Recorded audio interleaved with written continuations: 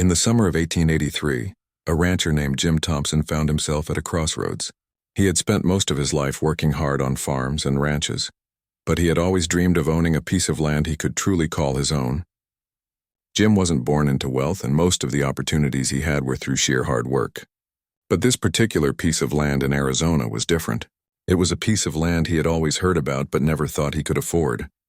However, through a strange twist of fate, Jim had an opportunity to buy it for what seemed like a ridiculously low price. Only $1. The land was a farm on the outskirts of a small town. People in the nearby town thought it was cursed. No one knew exactly why, but over the years the farm had changed owners many times. Each person who tried to work it had either failed or left, and rumors spread about strange things happening there. Some said the land was haunted, while others believed it was just unlucky. But for Jim, this farm was an opportunity. He had been looking for a place to settle, and he saw the potential that others had missed. $1 was all it took, and the land was his. Jim Thompson was no stranger to hard work. He knew that with some effort he could turn this farm into something good. It wasn't just about making money. It was about creating a life for himself. He dreamed of planting crops, raising livestock, and building a future in a place that, in his eyes, had been abandoned by others who didn't understand its value. When Jim made his purchase, the townspeople couldn't help but gossip. Some thought he was foolish for buying such a piece of land. They warned him about the curse that seemed to haunt it, but Jim paid no mind. He was determined to make it work. Little did he know, his dream would soon become something much bigger than he had ever imagined. As Jim packed his belongings and set off for the farm, he imagined the quiet life he would lead there. He looked forward to the peace of the wide open space, the sounds of the wind through the trees, and the feeling of the earth beneath his feet as he worked the land. His mind raced with possibilities. He imagined growing crops that could sell in the market, raising cattle that would provide food and income. The idea of starting fresh on a piece of land that no one else had believed in was exciting. When Jim arrived at the farm, it was even more run down than he had imagined. The farmhouse was barely standing, with broken windows and a crumbling roof. The fields were overgrown with weeds, and the barn had long since fallen apart.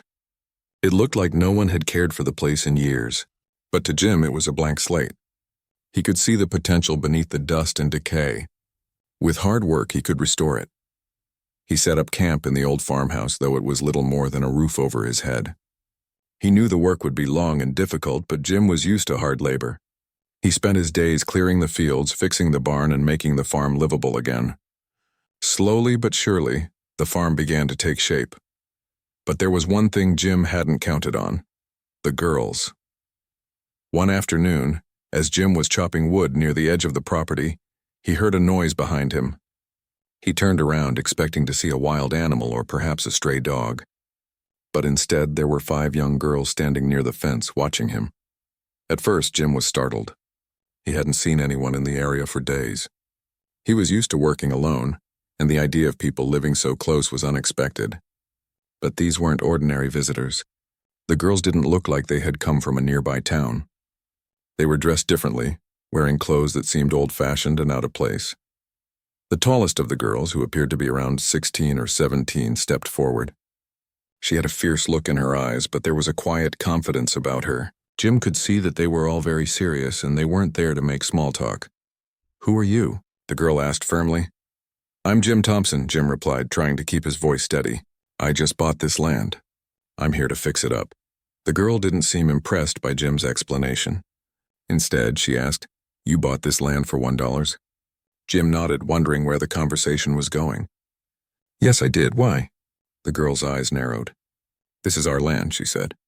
"This land belongs to us, and it's not for sale. You can't just come here and take it." Jim was taken aback by her response. He had bought the land legally, and he hadn't expected anyone to be living on it. He knew there had been Native American tribes in the area, but he hadn't realized that the land still meant so much to them. "I don't mean any harm," Jim said, trying to explain. "I just want to fix up the farm and make a living." "I didn't know anyone was here." The girl didn't soften. "We've been living here for a long time. This land is ours, and we won't let you take it from us." Jim was confused. Who were these girls? Why had they chosen to live on this land, especially when everyone else had abandoned it? He knew he had a lot to learn. but he wasn't sure what to make of the situation. Over the next few days, Jim tried to talk to the girls again, hoping to find a way to make peace. He offered to help them with anything they needed, but the girls remained stubborn. They made it clear that they weren't leaving the farm no matter what Jim had planned. Jim realized that these girls were not ordinary people. There was something special about them, something that made them stand firm in their beliefs. And as much as Jim wanted to move forward with his plans for the farm, he knew he would have to face them and understand what they truly wanted before he could do anything. This encounter was just the beginning of a story that would change Jim's life forever. He had no idea how deeply connected these girls were to the land or how their story would intertwine with his own. What he did know, though, was that he had no choice but to face the challenge ahead and find a way to move forward in a place where the past, present, and future all came together in ways he could never have predicted. The days that followed Jim's arrival at the farm were filled with uncertainty. As he worked on the land, clearing the overgrown fields and repairing the farmhouse, the 5 Apache girls remained a constant presence. They would appear each day, watching him from the edges of the property, their eyes following his every move. Jim couldn't help but feel their gaze. It was as if they were silently judging him, assessing whether he was worthy of the land they believed belonged to them. The oldest girl, Nina, was the leader of the group. At just 17 years old, she carried herself with a quiet strength. There was a fire in her eyes, a determination that Jim had not often seen in people his own age. Her hair was long and dark, and her skin was the color of the earth, roughened by the sun. She wore a simple dress, faded and torn at the edges, but there was something graceful about her presence. Nina was not afraid to speak her mind, and her words were always firm and direct. Talia, the second oldest, was a year younger than Nina. She had a soft smile and a gentler nature, but was no less fierce in her commitment to the land. Talia's long braids swung from her shoulders as she walked, and her brown eyes always seemed to be watching everything. She was quick to defend her sisters, especially when it came to the farm. Talia had a deep sense of loyalty to her people and was deeply connected to the land in ways Jim could not fully understand. Shawnee, the third girl, was only 14, but had the wisdom of someone much older. Her eyes were wide with curiosity, and though she was shy around Jim, she often watched him from a distance with an intensity that seemed to speak volumes. Shawnee had the ability to read the land like no one else Jim had ever met. She could tell when it was time to plant, when the soil needed rest, and when the wind spoke of a coming storm. Jim would later learn that Shawnee was the one who truly understood the language of the land, the language Jim was still trying to learn. Louisa, the fourth girl, was a little younger, around 12 years old. She was playful and often seen running around the property, skipping over rocks and jumping from tree branches with the lightness of a bird.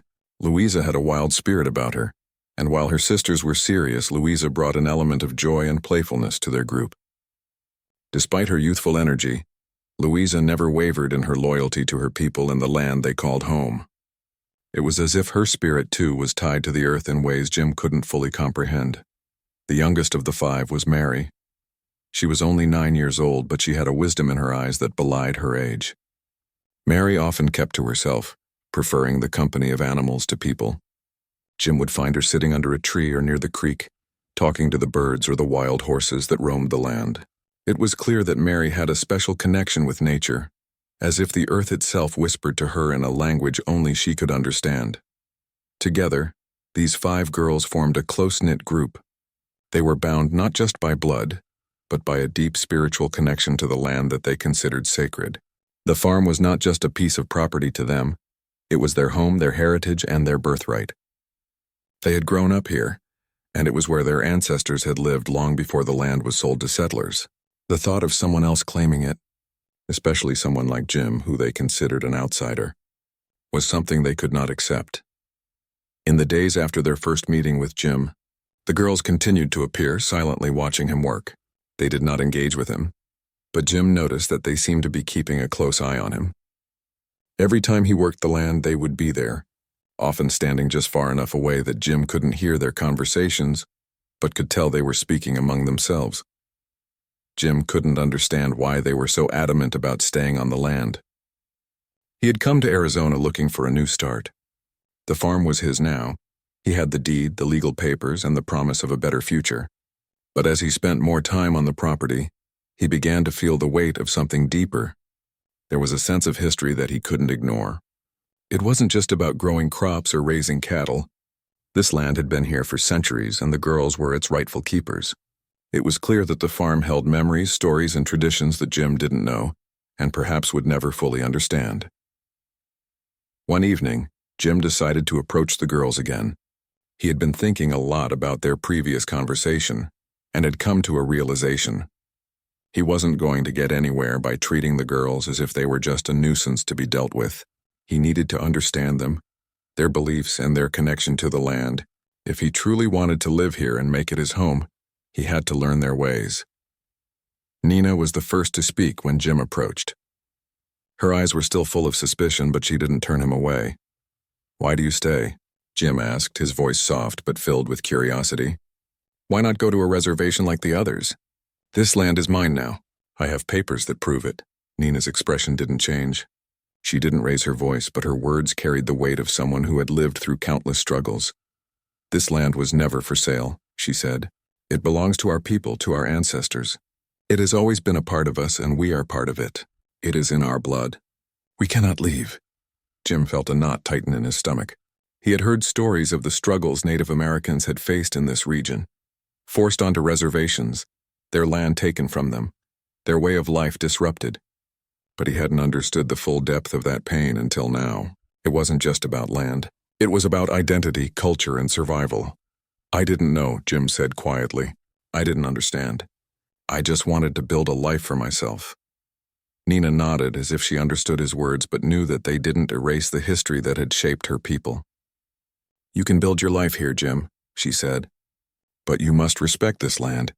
You must understand its importance to us, to our people. Only then can we live in peace." Jim looked at the 5 girls, each one of them standing strong, united in their belief that the land was their birthright. It was clear that they weren't going to leave. But Jim wasn't sure what to do next.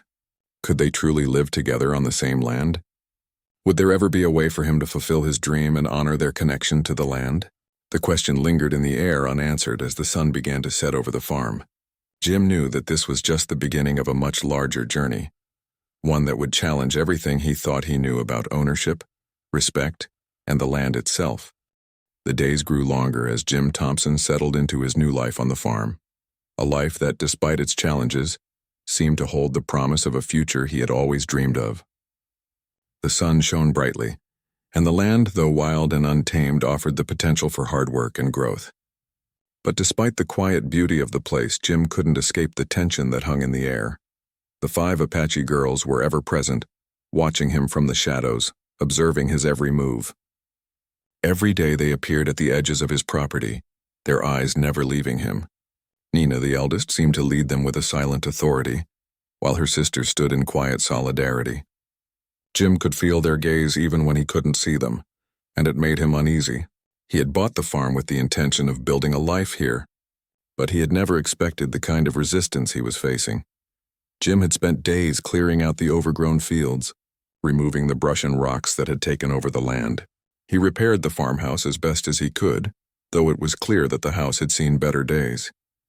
The work was exhausting, but Jim found satisfaction in it. The farm, while neglected, held promise.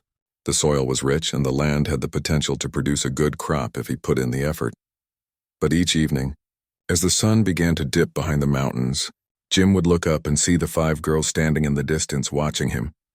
They never came close. They never spoke to him unless absolutely necessary. It was as if they were waiting for something, but Jim wasn't sure what. One evening, as Jim sat outside cleaning his tools after a long day of work, Nina approached him. She was walking slowly with her head held high and her eyes fixed firmly ahead. Her sisters followed behind her at a distance, their presence just as imposing, even though they didn't say a word. "Jim," Nina's voice broke the silence, her words clear and firm. "We need to talk." Jim looked up, wiping the sweat from his brow. He had been expecting this moment. He knew it was coming. He had tried to avoid the confrontation, but it seemed inevitable now. He had hoped that time would smooth things over, but the tension had only grown. "I'm listening," Jim replied, setting his tools down and giving her his full attention. "You don't belong here," Nina said. Her voice wasn't angry, but it was resolute. "This land is not yours. It has never been for sale. It belongs to our people, to our ancestors. Jim took a deep breath. He knew this was coming. He had heard the stories of the Apache people, their struggles, their history, and their connection to the land. But he had also bought the farm legally. He had papers, a deed with his name on it. He had every right to be here. I didn't mean to disrespect anyone, Jim said, his voice calm but firm. I've worked hard to buy this land. I have papers that prove it's mine. I'm not here to cause trouble. Nina's eyes never wavered. You may have the papers, but those papers don't tell the whole story. You didn't buy this land from us. You bought it from someone else, someone who didn't understand its value. Jim was silent for a moment, feeling the weight of her words. He had heard that the farm had been abandoned for years, that the previous owners had left because of the difficulties of farming in this region. He hadn't thought much about it. All he knew was that he had a chance to start over, a chance to build something of his own. But Nina's words made him realize that there was more to the land than he had ever imagined. This land is sacred to us, Nina continued, her voice softer now. It holds the spirits of our ancestors. It is part of who we are. We can't just leave it behind, not for anything. Jim was taken aback by the intensity of Nina's conviction.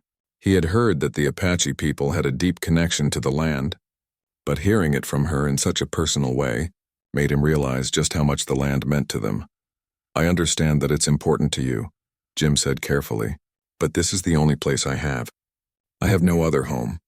I've worked hard to get here and I can't just leave. Nina studied him for a long moment. It was as if she was searching for something in his eyes, trying to understand if he was truly willing to listen. Finally, she spoke again. We're not asking you to leave, Jim, she said, her voice steady.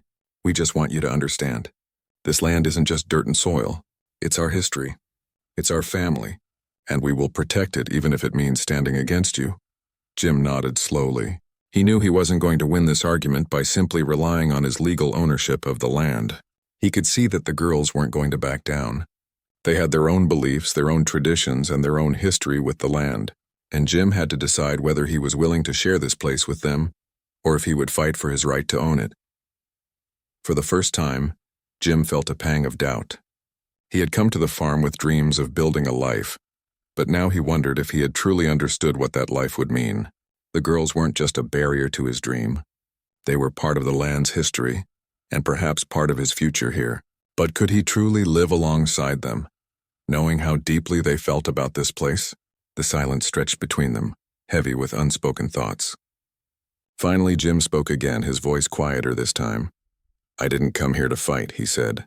I came to work to build something, but I can see that I need to understand more. I need to know about the land, about its history, about your people. Nina looked at him for a long moment, then nodded slowly. That's a good start, Jim. Understanding is the first step, but it's not enough to just listen. You need to respect what you learn. Jim stood up and extended his hand, a gesture of peace. I'll do my best. Nina didn't immediately take his hand. Instead, she simply nodded once more as if weighing his words. After a moment, she turned and began to walk back toward her sisters, her movements slow and deliberate.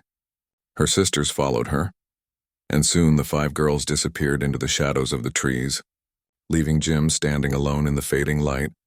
Jim watched them go, feeling a strange mixture of uncertainty and determination. He knew he had a lot to learn, and he wasn't sure if he could bridge the gap between his world and theirs. But one thing was clear. He couldn't just ignore their presence. The farm, the land, and the girls were all part of something much larger than himself. And if he truly wanted to make this place his home, he would have to find a way to honor both his dreams and theirs. The challenge ahead seemed daunting, but Jim was no stranger to hard work, and he wasn't ready to give up on the future he had imagined. But as the night fell and the stars began to shine above the farm, Jim realized that the road ahead would be far more complicated than he had ever expected.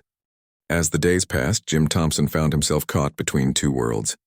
On one side, there was the dream he had built for himself, a dream of owning land, working it, and carving out a future. On the other side, there was the unshakable presence of the 5 Apache girls, standing firm in their belief that the land belonged to them and their ancestors. The tension between them grew each day, as Jim struggled to balance his legal right to the land with the deep cultural connection the girls had to it. Though Jim had tried to avoid conflict, it was becoming impossible to ignore. The girls were everywhere, watching him from the edges of the property. They seemed to appear out of nowhere, their eyes never leaving him, their silence more deafening than any words they could have spoken. Jim couldn't shake the feeling that they were judging him, testing his resolve. But he had no idea how to bridge the gap between them. For a while, Jim continued working on the land, fixing up the old farmhouse and clearing the fields, but his efforts felt hollow. Every time he looked up, there they were, the 5 girls standing silently in the distance. He couldn't escape the growing sense that they were waiting for something he had yet to understand. One afternoon, after a particularly long day of work, Jim sat down under a tree, wiping the sweat from his brow. He felt tired, both physically and mentally. It had been weeks since his arrival, and though the farm was starting to take shape, he couldn't shake the feeling that there was something more he needed to do. He had tried to talk to the girls, tried to understand their position, but their responses had been short and firm. Just as Jim was about to get up and continue his work, he heard the soft rustle of footsteps approaching. He looked up to see Nina walking toward him, her face unreadable. The other girls were not with her this time. "Jim," Nina said, her voice steady but calm. "We need to talk again." Jim felt a mixture of relief and anxiety. He had been expecting this conversation for days. There had been moments when he wondered if he would ever truly understand the girls and their connection to the land, but he knew now that it was time to face the truth. "I'm listening," Jim said, standing up and brushing the dirt from his pants. "I'm ready to hear what you have to say." Nina glanced around as if making sure they were alone, then looked directly into Jim's eyes. "You've been here long enough now. You've seen how we live. You've seen that we aren't going anywhere, and you've seen that we won't accept this land being taken from us, but we aren't here to drive you away either." Jim nodded, feeling a sense of understanding growing within him. He had expected Nina to demand something from him, perhaps to leave the land or give up his claim. But her words were different. She wasn't making demands. She was simply stating facts. "We're not enemies," Nina continued, her voice calm and controlled. "We want the same thing. You want to build a future here, and we want to protect our heritage. The land is part of who we are, Jim. It's not just a place to live. It's a part of our identity, our family. It's been passed down through generations, and we have to honor that." Jim took a deep breath. He could feel the sincerity in Nina's words. He could see that she wasn't just speaking for herself. She was speaking for her people, for her family, and for the generations that had come before her. He had always thought of the land as something he could own, something he could shape with his own hands. But now he was starting to realize that it wasn't just about ownership. It was about respect. Respect for the people who had lived here long before him, and for the history that had shaped this land. "I understand," Jim said quietly. "I never thought about it like that. I just wanted to build a life here, to make something of myself. But I see now that it's not just mine to take." Nina studied him for a moment, her eyes softening. "We're not asking you to leave, Jim. We're asking you to learn. Learn about us, about our people, about this land. If you want to stay here, you need to understand what it means to us."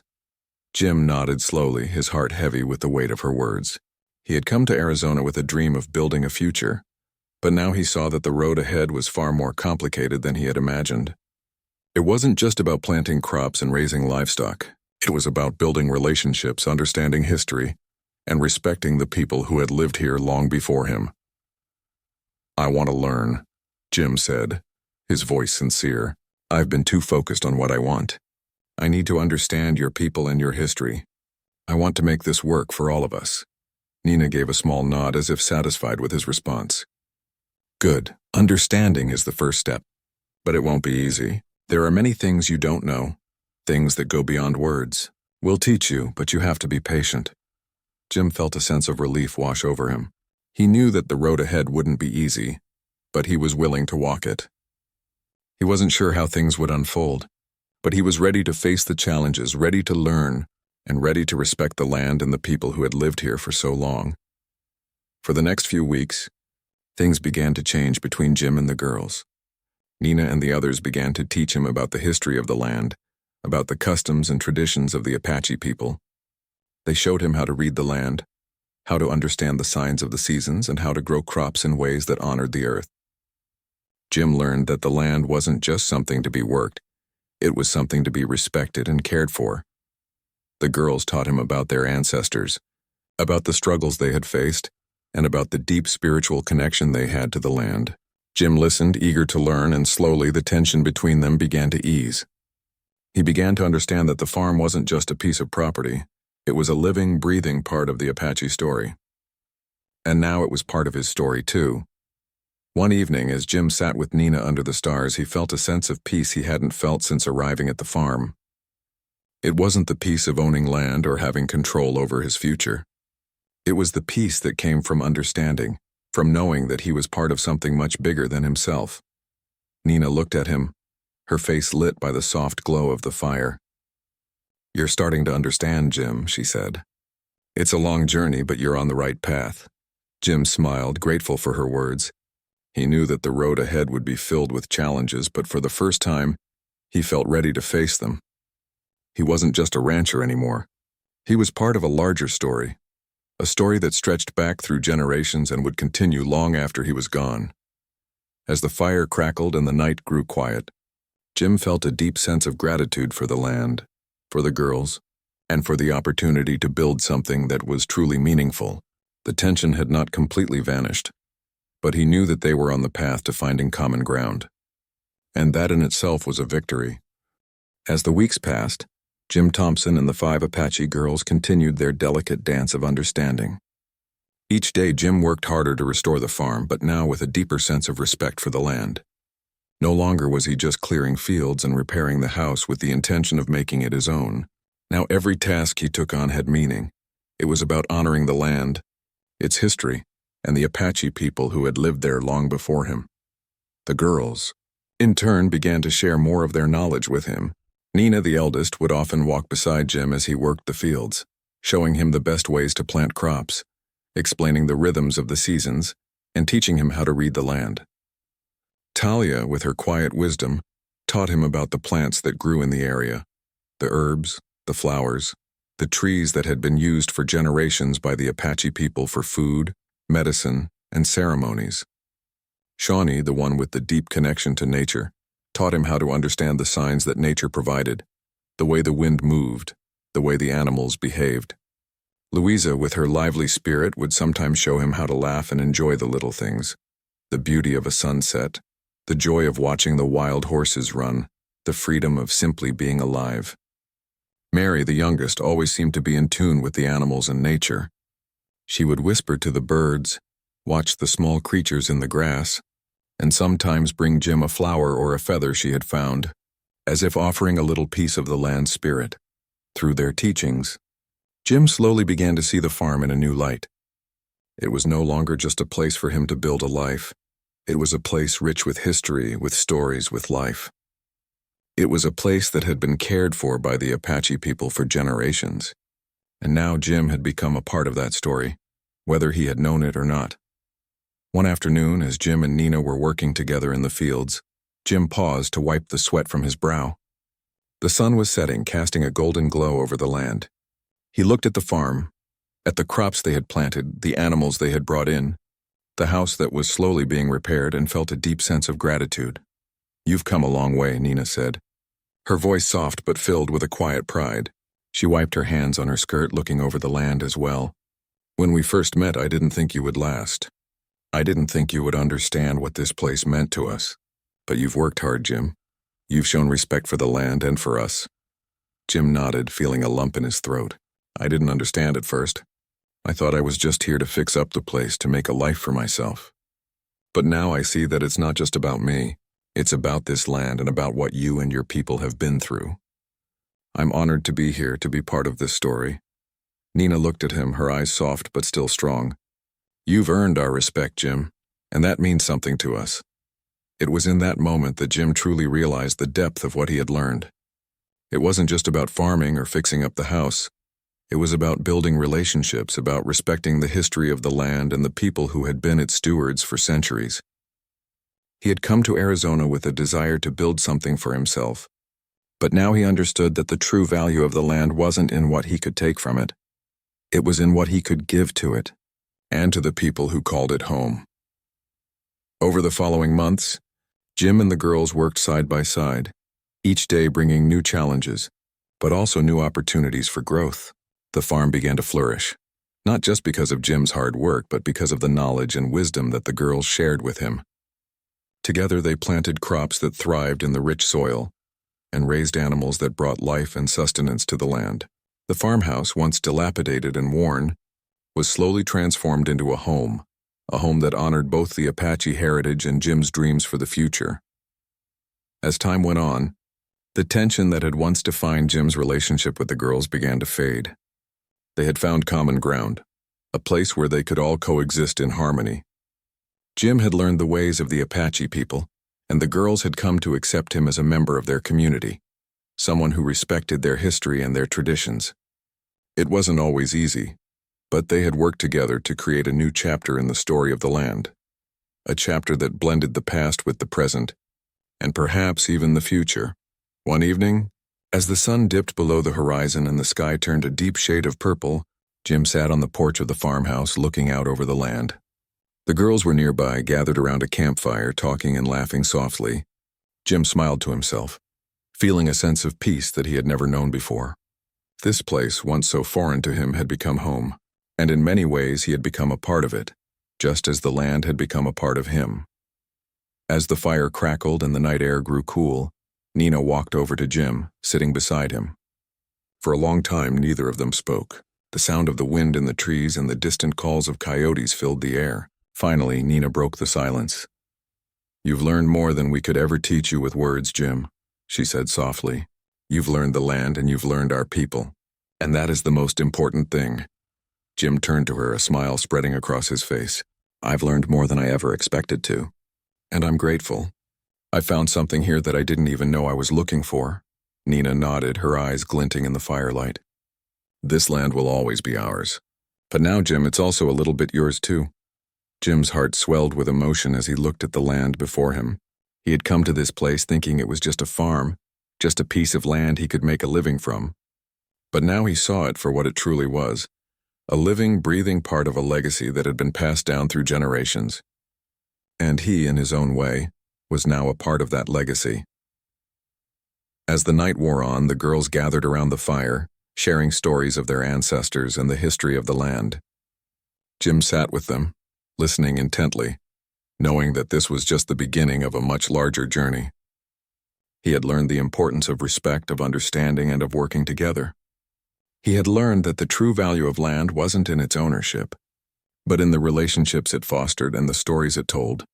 The farm, once a symbol of conflict and tension, had become a place of unity and shared purpose. Jim had found a home not just in the land, but in the hearts of the Apache girls who had taught him more than he could have ever imagined. And in return, Jim had brought something of his own, his dreams, his hard work, and his willingness to listen. Together, they had built something lasting. And as the fire flickered and the stars filled the sky, Jim knew that this was only the beginning. The future, like the land, was theirs to shape, and with respect, understanding, and shared effort, they would continue to build a legacy that would last for generations to come.